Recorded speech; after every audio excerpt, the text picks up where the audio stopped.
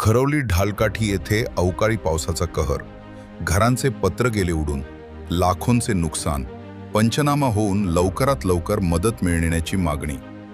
महाड तालुक्यामध्ये बिरवाडी विभागातील खरवली ढालकाठी येथे आज वादळी वाऱ्यासह अवकाळी पावसाने हजेरी लावली आहे। या अवकाळी पावसासह वादळ वाऱ्यामुळे येथील अनेक घरांचे पत्र उडाले आहेत। अनेक ठिकाणी झाडे कोसळल्यामुळे रस्त्यावर वाहतूक कोंडी, तर काही वाहनांवर झाड कोसळल्यामुळे वाहनांचे देखील मोठे नुकसान झाले। खरवली ग्रामस्थांच्या राहत्या घराचे पत्र उडून गेले, तसेच अवकाळी पावसामुळे घरामध्ये पाणीच पाणी झाले आहे। यामुळे येथील ग्रामस्थांना उघड्यावर राहण्याची वेळ असून शासनाने लवकरात लवकर पंचनामा करून आम्हाला मदत मिळवून द्यावी, अशी मागणी खरवली ग्रामस्थांनी केली आहे।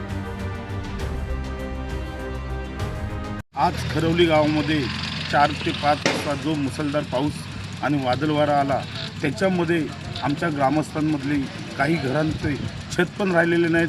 काही घरांची अशी अवस्था आहे की त्यांना आता राहण्याची पण आता इथं परिस्थिती आहे ना, अवघड झालेली आहे।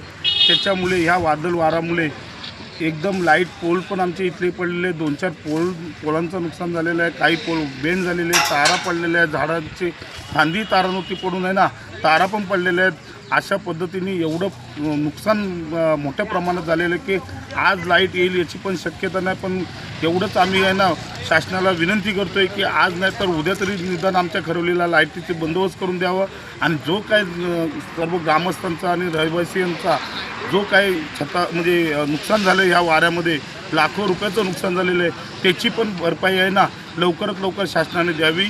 आम्हाला असं आश्वासन दिलेलं आहे, तसं तहसीलदार साहेबांनी दिलेलं आहे, तलाठी मॅडमनी दिलेलं आहे आश्वासन की आम्ही लवकरात लवकर उद्याच्या उद्या अहवाल सादर करून तुम्हाला मदत देण्याचं एक आश्वासन तहसीलदार साहेबांकडून आम्हाला भेटलेलं आहे। त्यामुळे त्यांनी पण आता लवकरात लवकर त्याच्यावरती आहे ना दखल घेऊन आम्हाला लवकरात लवकर ग्रामस्थांना, इथल्या रहिवासींना मदत मिळावी, हीच एक विनंती करतो आहे। आम्ही आता 5 वाजता जो पाऊस झाला त्याच्यामुळं वादळ वाऱ्याने मुक्काम पोस्ट खरवली नवीन वसाहत, तर तिथं वाऱ्याने पूर्ण म्हणजे घराचं छतच आमचं राहिलेलं नाही, आणि तिथं राहतं कुटुंब ते कुठं राहणार वगैरे काय, त्यांच्यासाठी शासनाने जेवढी होईल तेवढी लवकरात लवकर मदत करावी, ही आमची मागणी राहील शासनाला। आणि घरातल्या वस्तूंचं सुद्धा नुकसान झालं आहे, गाड्यांचं सुद्धा नुकसान झालं आहे, फार मोठ्या प्रमाणात हे नुकसान झालेलं आहे। ते शासनाने याची दखल घ्यावी।